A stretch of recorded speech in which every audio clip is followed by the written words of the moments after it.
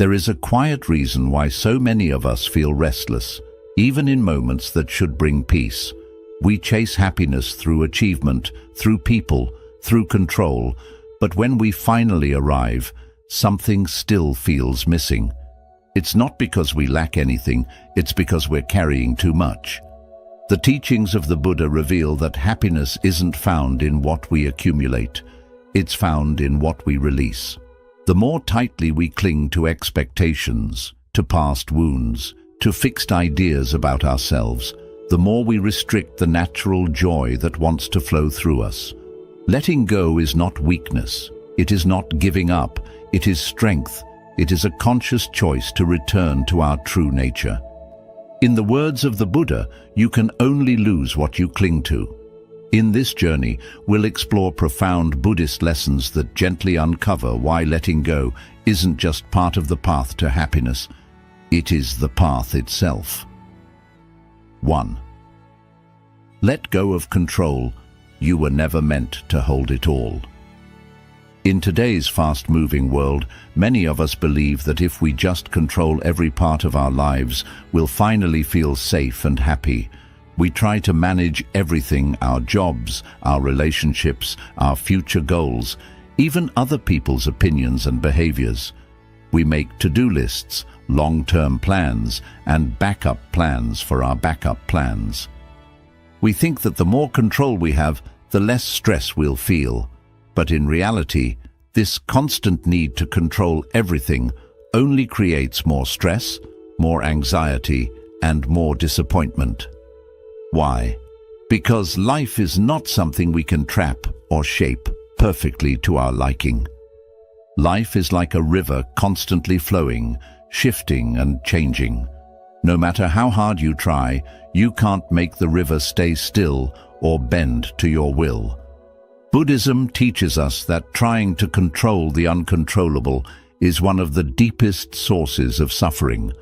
When we resist what's happening, we fight against reality. But the truth is, there is great peace in surrender. Letting go of control doesn't mean you stop caring. It doesn't mean you become lazy or give up on your goals. It simply means you stop believing that everything has to go exactly the way you planned in order for you to be happy. When you loosen your grip and allow life to unfold naturally, you begin to feel lighter inside. You learn to trust the flow of events, even when they don't make sense right away. You become more open to unexpected opportunities. You stop obsessing over problems and start responding to them with clarity and calm. And most importantly, you begin to live in the present moment, not trapped in fears about the future or frustration about the past. Letting go of control is not a weakness. It is an act of strength, of maturity, of deep inner wisdom. It means choosing peace over perfection. It means understanding that true safety doesn't come from managing everything around you. It comes from trusting that whatever happens, you will be okay. And sometimes the most beautiful moments in life arrive not when everything goes according to plan, but when you allow life to surprise you. 2. Let go of the past. Your scars are part of the story, not the end. Almost everyone carries something from the past: a painful memory, a mistake, a betrayal, or a loss that still aches deep inside. Sometimes we keep replaying these moments in our minds, as if holding on to them will change what happened. But no matter how much we think about it, we can't go back and undo the past. The pain may have been real, but when we keep reliving it, we only continue to suffer. Buddhism teaches us that suffering doesn't come only from what happened to us, but from how tightly we hold on to it. The past is already gone, but our minds keep bringing it into the present, turning it into a burden we carry every day. Letting go of the past doesn't mean forgetting it or pretending it didn't hurt. It means understanding that what happened no longer has power over you unless you keep feeding it your attention. Every time you tell yourself, "I should have done better," or "I'll never recover from that," you're giving the past permission to shape your identity. But the truth is, you are not your pain. You are not your mistakes. You are not what happened to you. You are what you choose to become now, in this moment. Buddhism encourages us to practice acceptance, to agree with what hurt us, but to stop fighting against it. Accept that the pain existed. Accept that it changed you. But also accept that you no longer need to carry it like a weight on your shoulders. When you stop identifying yourself by your wounds, you begin to see that they were only one part of your story, not the whole book. Just like the lotus flower grows from muddy water, your growth often comes from the very places where you were broken. Letting go of the past is not about erasing your story. It's about choosing not to be trapped by it anymore. You can look back with compassion and say, "That part of me was hurting, but I'm healing now." You can honor your journey without letting your past define your future. And as you gently set down the burden you've been carrying, you make space for new experiences, new joys, and a lighter, more peaceful heart. 3. Let go of expectations. The world doesn't owe you your ideal version of it. One of the quietest ways we suffer is through our expectations. We carry around an invisible list of how life is supposed to be, how people should treat us, how our efforts should be rewarded, how quickly success should arrive, and how smoothly our days should unfold. And when reality doesn't match those invisible hopes, we feel disappointed, frustrated, or even heartbroken. But the truth is, the world doesn't exist to fulfill our expectations. People are not always going to say the right thing. Situations are not always going to go according to plan. And life is not always going to move at the speed or direction you imagined. Buddhism teaches us that expectations are often the root of our suffering. When we expect something and reality gives us something else, we resist, we fight. We ask, "Why isn't this happening the way I wanted?" But peace doesn't live in the gap between expectation and reality.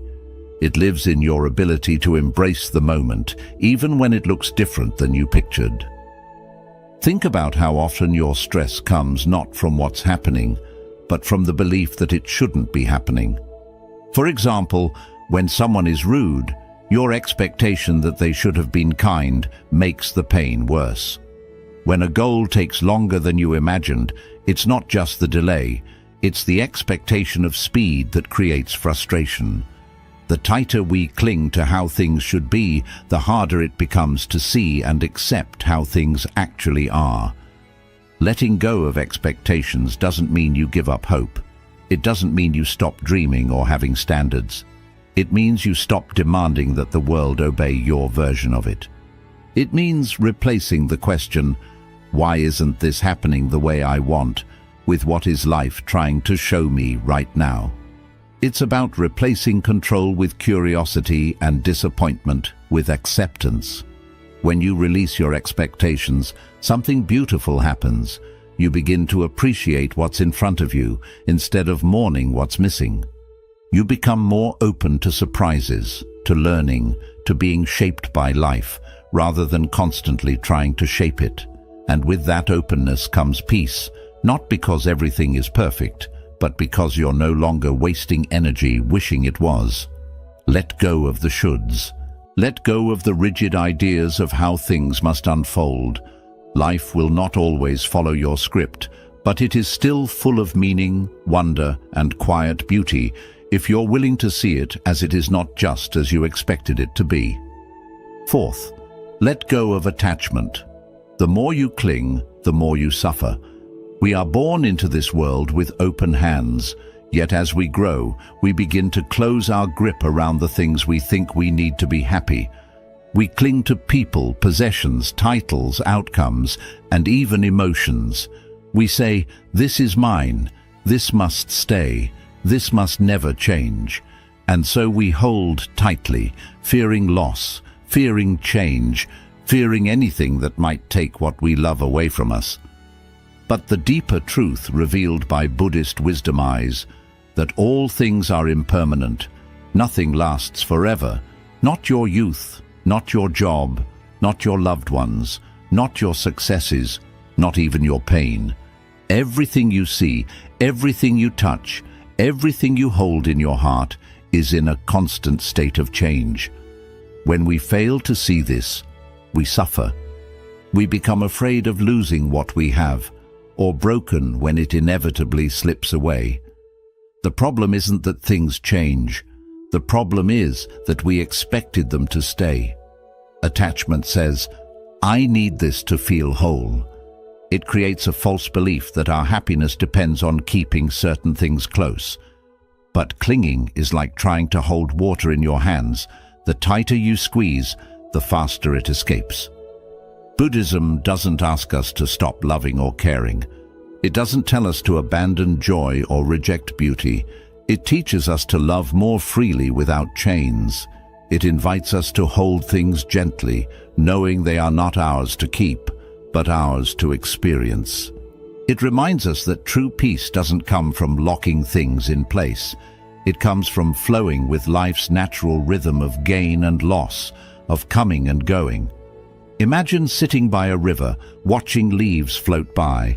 Each leaf is a moment, a person, a chapter, a feeling.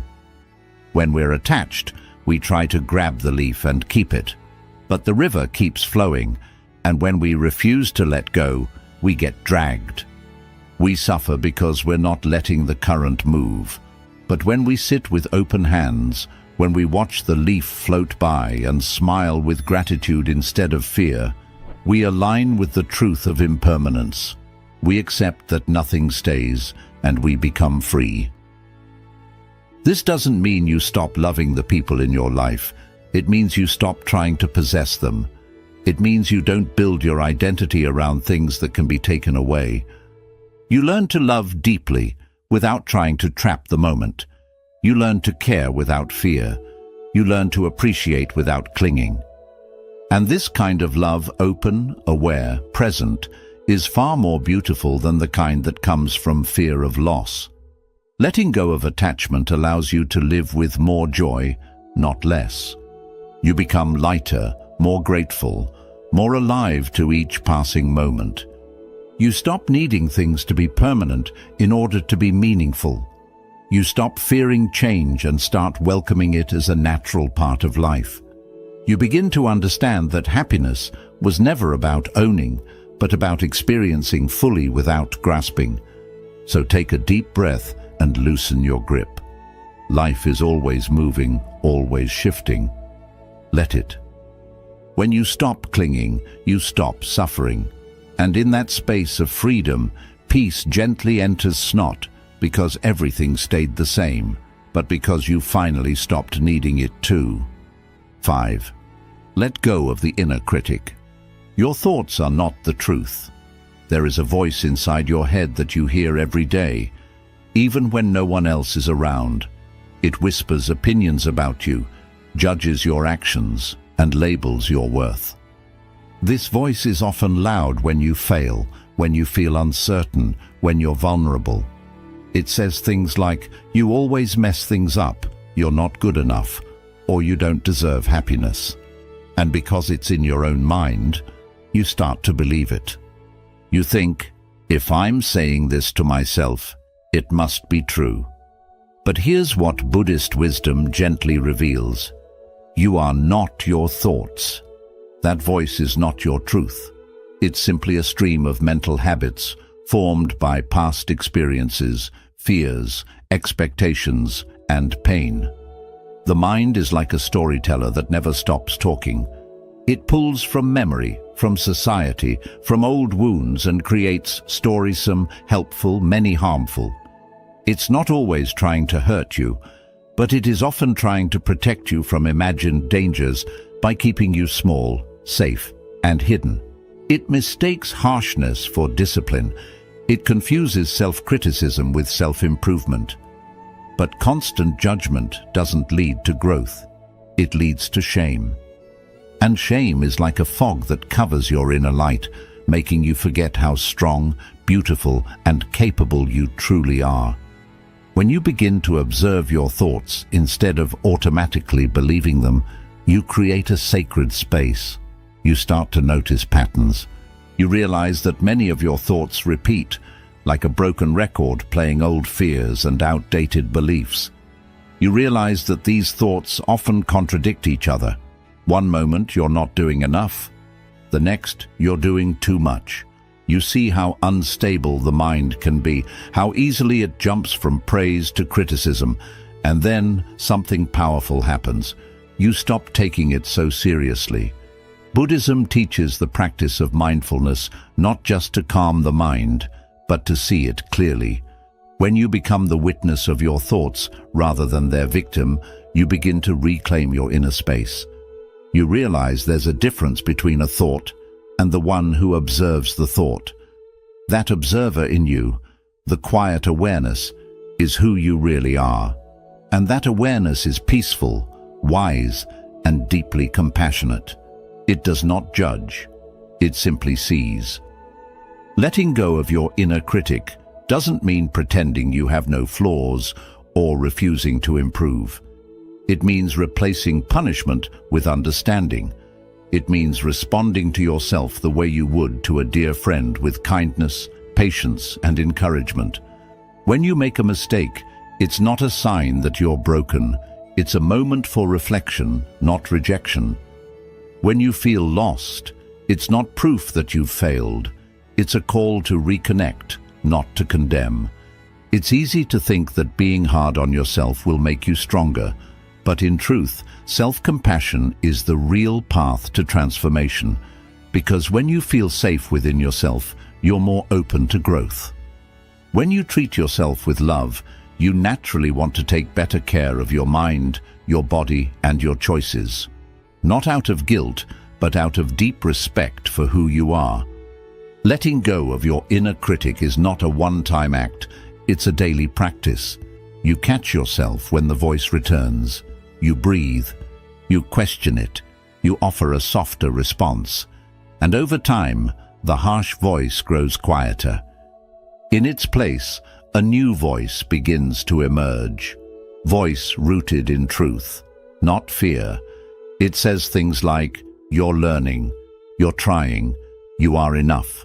So, be gentle with yourself. You have carried so much for so long. You have survived battles no one knows about. You have walked through dark seasons and still shown up for life. You deserve a mind that treats you like a friend, not a battlefield. And the moment you stop believing every critical thought, you begin to step into your real power, not by fixing yourself, but by remembering you were never broken. Let go of the need for validation. Not everyone needs to understand your journey. As human beings, we are born with a deep desire to be seen, heard, and understood. From our earliest years, we look to the world around us as parents, our teachers, our peers for approval and acceptance. We want to be told, "You're doing well, you're enough, you matter." And while this is a natural longing, if we're not careful, it can become a silent chain around our spirit. We begin to live not for ourselves, but for the eyes of others. We shape our choices, our appearance, our dreams, and even our personality to please the people around us. We start performing, editing, and adjusting ourselves just to avoid judgment or rejection. But the deeper truth is this: not everyone will understand you. Not everyone will agree with your path. Not everyone will see your worth, your pain, your efforts, or your growth. And that's okay. You were never meant to fit into every frame. You were never meant to be understood by every mind. Buddhism teaches that clinging to the approval of others is just another form of attachment tone that slowly eats away at your peace. When you tie your self-worth to someone else's validation, you give them power over your joy. You become like a leaf in the wind, drifting wherever other people's opinions blow. And in the process, you lose sight of your own center. Letting go of the need for validation does not mean becoming cold or disconnected. It means learning to walk through the world anchored in your own truth. It means recognizing that your value doesn't rise or fall with praise or criticism. It means choosing your path because it aligns with your soul, not because it will win applause. When you live this way, something shifts inside you. You no longer need to convince anyone of your worth. You don't need to explain your every choice. You don't waste energy trying to prove yourself to people who were never meant to understand your journey. Think of the Buddha himself. He walked away from a royal life. He left wealth, comfort, and power to search for something deeper, something the world could not give. Many people did not understand. Some judged him. Some turned away from his path. But he did not ask for approval. He simply walked in truth. And through that courage, he showed the way for many others. You also have that power within you. The power to live with quiet belief. You don't have to speak loudly to be heard. You don't have to explain your healing. You don't have to defend your boundaries, your solitude, or your joy. Sometimes, silence is the strongest sign of self-trust. Sometimes, walking away without anger is the greatest strength. And here is the truth. When you let go of needing validation, you often start receiving deeper respect. Because people can feel when you are no longer acting. They notice the calm confidence in you. You are no longer trying to be liked. You are simply being yourself, and that realness attracts others. But even if the world never sees your full depth, you must see it yourself. You must become your own witness, your own support, your own safe place. This doesn't mean you cut yourself off from others. It means you learn to stand strong in your inner truth, even when the outside world is silent. You start giving yourself the kind words you once waited to hear from others. You stop asking, "Do they understand me?"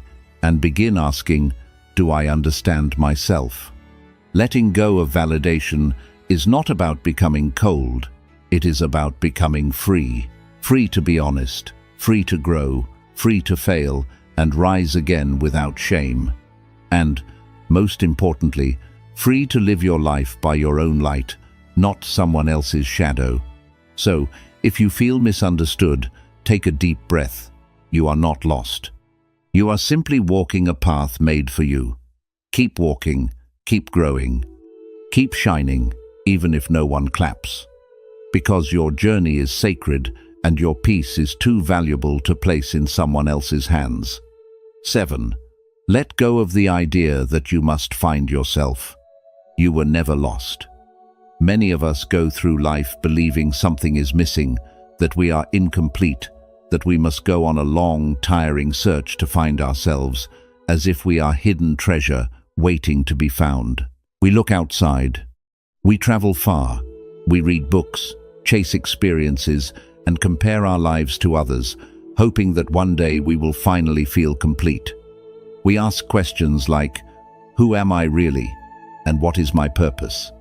And when answers don't come easily, we feel even more lost. But the teachings of Buddhism ask us to stop looking outside and start turning inward.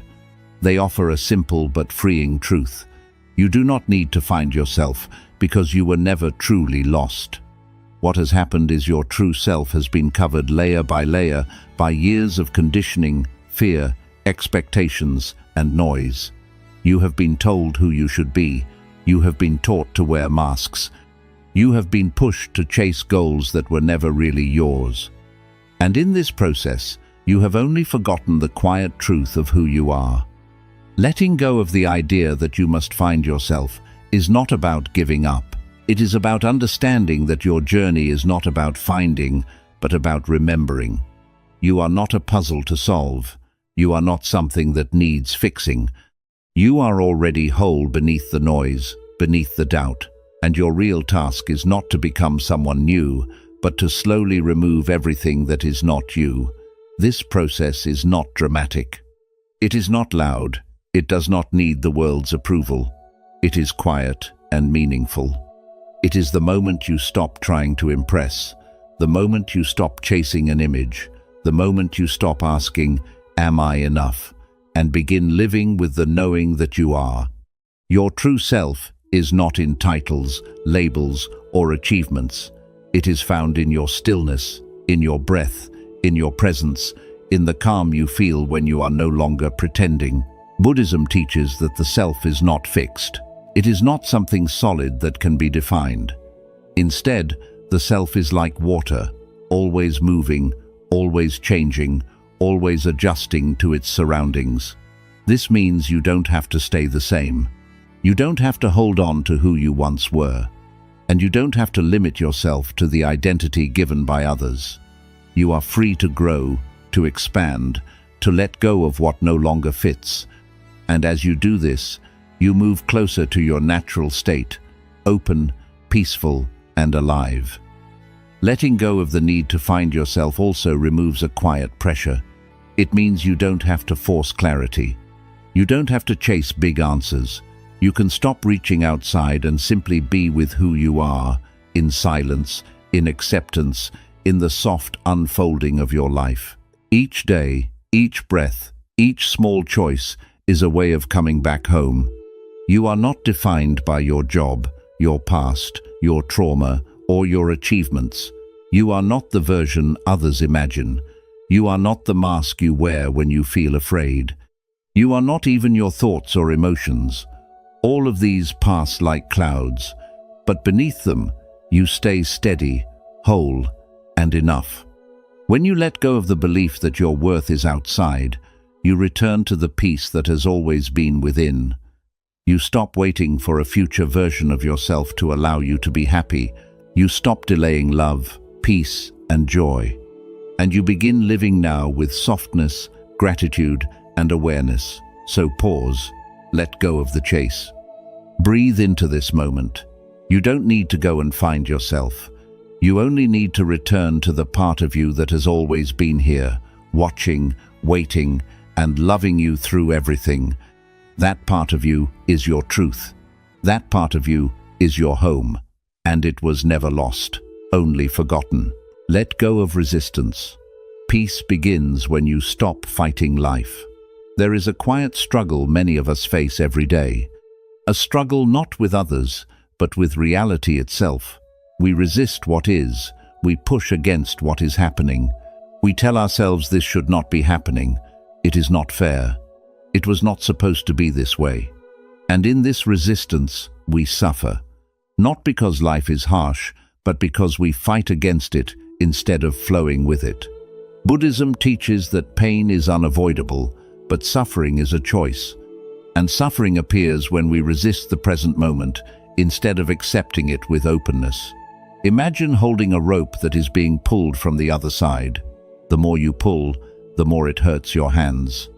But the moment you let go, the tension disappears. The pain stops. Life is often like that. We try to control results. We try to change what has already happened. We try to avoid uncomfortable feelings. And in doing so, we tighten the rope. We create struggle where there could be calm.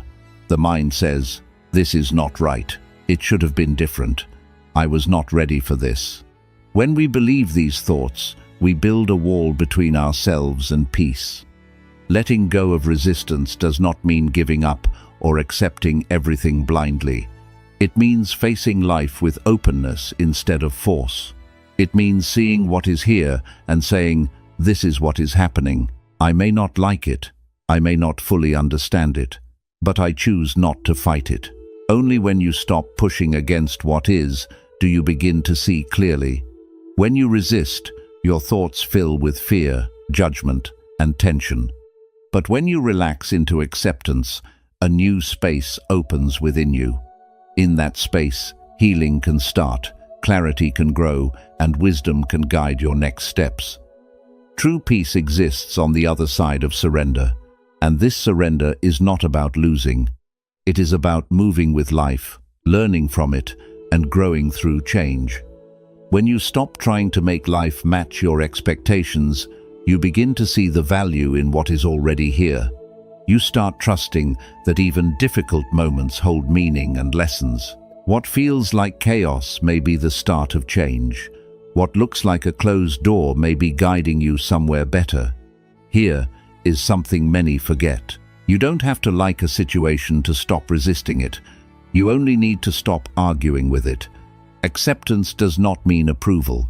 It means awareness. It means saying, "This is what is happening. Now how can I face it with calm instead of anger, with clarity instead of fear?"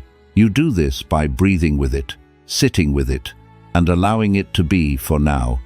In that quiet space, you can make better choices instead of reacting from stress. In Buddhism, peace grows from non-resistance.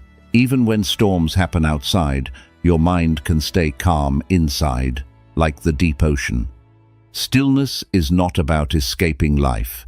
It comes from holding each moment gently, not running, not denying, but accepting even hard times with the thought, "I will get through this." When you stop resisting, you create space for life to move again. You stop holding tension. You stop fearing the future. You start trusting your own strength. You begin to believe you can handle whatever comes. This creates a different kind of strength, not from control, but from inner change. If you feel tired from fighting, wishing things were different, pause and let go. Allow life to be as it is, even for a moment. Release the struggle. Let go of the need for everything to be perfect before you feel peace. The truth is, peace begins not when life changes, but when you do. When you choose acceptance over resistance. When you move with life instead of controlling it. When you rest in the present instead of running away. We often think happiness is something to chase, something we earn through success. But what if happiness is not in the future, someone's approval, or perfect conditions? What if happiness is already here, quietly waiting beneath everything you carry? The Buddha's teaching reminds us that happiness is not about gaining more, but about letting go. Let go of control, let go of the past, let go of fixed expectations. Release the thoughts and attachments that weigh you down. Every burden you release is not a loss. It is a return to yourself, to peace, to the calm beneath the noise. You don't need to fix everything to feel better. You don't have to wait for a perfect life to feel free. You only need to loosen your grip. Start unlocking the chains around your heart. Trust that letting go is not giving up. It is creating space, space for healing, space for growth, space for being present. In that space, your true self, untouched by fear, pain, or failure, comes alive again. You were not meant to carry everything. You are here to live with lightness, clarity, and love. That begins not by holding on tightly, but by letting go of what no longer serves you. The more you release, the more life flows. The more you trust, the more peace comes. The more you surrender, the more you remember. You were never broken, only covered. So walk gently now. Be kind to yourself. Let go slowly. Watch how happiness, like sunlight through clouds, begins to appear where heaviness once lived. Not as a reward, but as your natural state, the place you were always meant to return to. Happiness is not something you get when life becomes easy. It is something you discover when you stop needing life to be different.